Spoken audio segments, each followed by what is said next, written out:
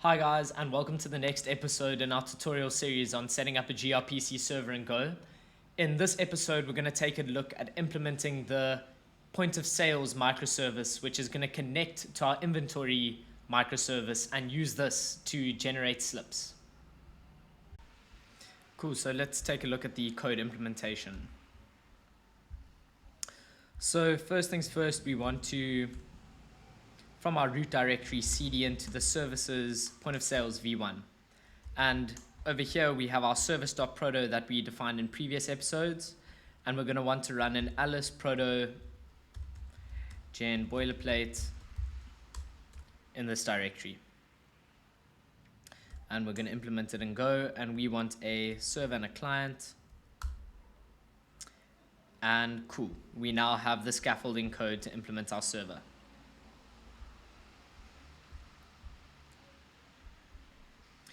So in the server, we're going to be implementing the generate amount due method.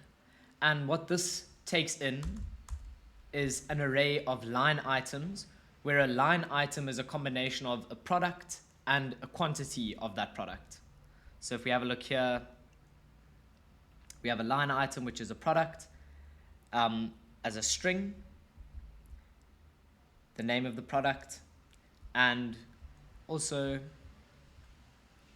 we have the quantity of the product being purchased.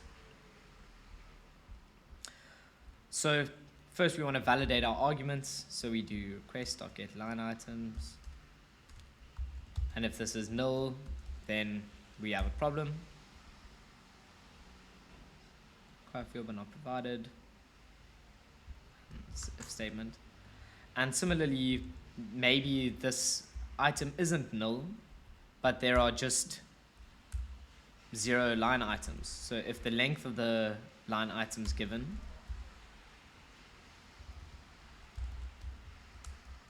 is equal to 0, then we'll also return an error. Cool, so we validated our arguments, and now what we want to do is loop through the given line items, and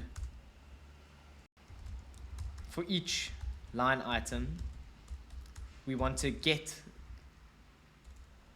the product info from our inventory service and use this to calculate the amount due. And so I'm also going to set up a variable here called amount due, which is going to map to the amount due returned. And we can see here that that is a float 32 variable. So we're going to cast this to float 32. Cool, so to be able to call methods in the inventory service, we have to set up a client that connects to that service. And so we're going to do that in the server.go file. So I'm going to declare a variable here called inventory client. And this is going to point to the inventory client that exists in the protobufs here. So if we have a look, there's a inventory client interface, and we are going to use this new inventory client constructor to be able to create an inventory client for a gRPC connection. And so first things first, we need to actually import these, these protobufs have to exist within this Go server. And so in this internal server here, under the protobufs, I'm going to create a new directory to host these inventory specific protobufs, and I'm going to copy them from here and paste them. Cool. And in the server, we now need to import those. So I'm going to import the inventory protobufs, internal protobufs, services, POS view on internal protobufs, inventory. And we can use those to declare an inventory client type. So now that we've instantiated an inventory client, we want to actually set up the connection. And so our server for the inventory service is running on port 8080. And so we need to set up a gRPC connection to localhost 8080. So in here in server.go, we're going to say connection or error is equal to grpc.dial. And the target is localhost 8080.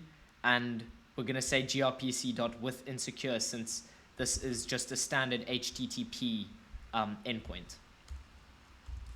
And if there's an error, we're going to fatal, and it's going to be an issue with inventory client connection, and we'll log the error.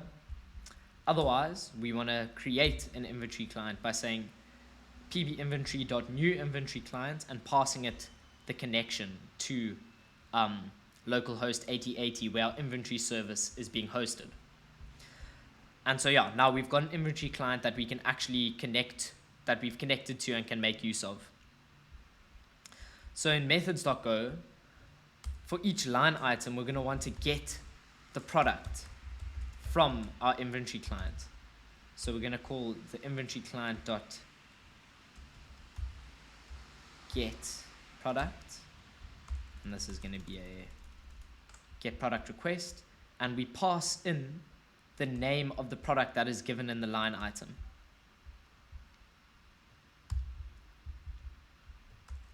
And if there's an error, let's just return that. So otherwise, if we successfully obtain a product, we want to use the price of that product and the quantity being requested to actually generate an amount due. So we're going to update the amount due as being the price of the product that we've just retrieved multiplied by the quantity of that product being purchased. And with that amount due, we can return that in the response along with the line items that were sent in the request. And so yeah, this is the basic generate amount due method. So now that we've got this basic method in place, we want to test that it works. And I also just want to sort of demonstrate to you guys how it would work. And so first things first, let's spin up our inventory server. So let's start the emulator. And let's go and just create a bunch of products. So we're going to go again with our good old Hellman's Mayo. Oops, and I need to spin up the server as well. So we've got the emulator running, we've got the server running.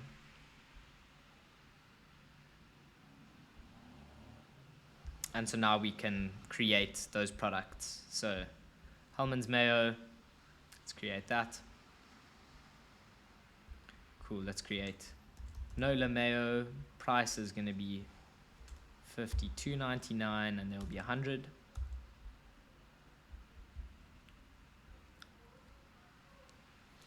And let's also add Blackwell and Cross Mayo, which is going to be $62.99 and there's 125 in stock.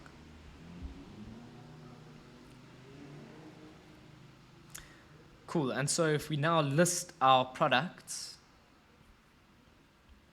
we can see there the three. Let me just format this a little bit more nicely. So underscore P in products. Let's print each product on a new line. Cool, and so there we can see each of the products that we've just created. So if we now head over to our point of sale system, we're going to do a similar thing where we generate a test method just to demonstrate the functionality. And let's say generate and test for function. And let's make this empty. So first things first, we need to set up a client for our point of sale service, similar to how we did it in inventory. So I'm just going to steal some code from here. So let's copy that and paste it at the top here. And so this time we want to import protobufs as internal protobufs, and we've got a POS client. And we need our point of sale server to run on a different port from the inventory server, otherwise there will be conflicts. So let's set this to port 8081. And in our methods test, we connect our point of sales client to port 8081, and we say here new POS client and point it to that connection. Cool. So that is step 1. Now in this generate amount due method, we're going to want to pass it a bunch of product IDs and some quantity of those products being requested.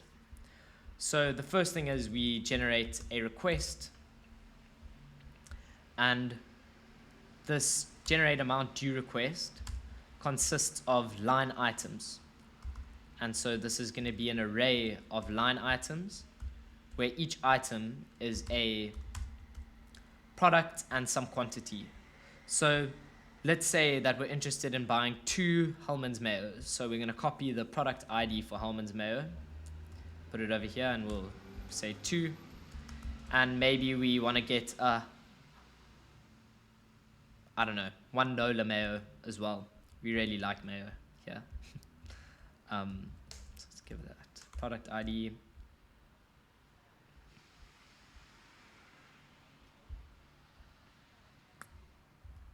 And we want only 1. Let's just import the context. Cool. So we can now spin up our server. Oh, and sorry, just need to run a go mod tidy first.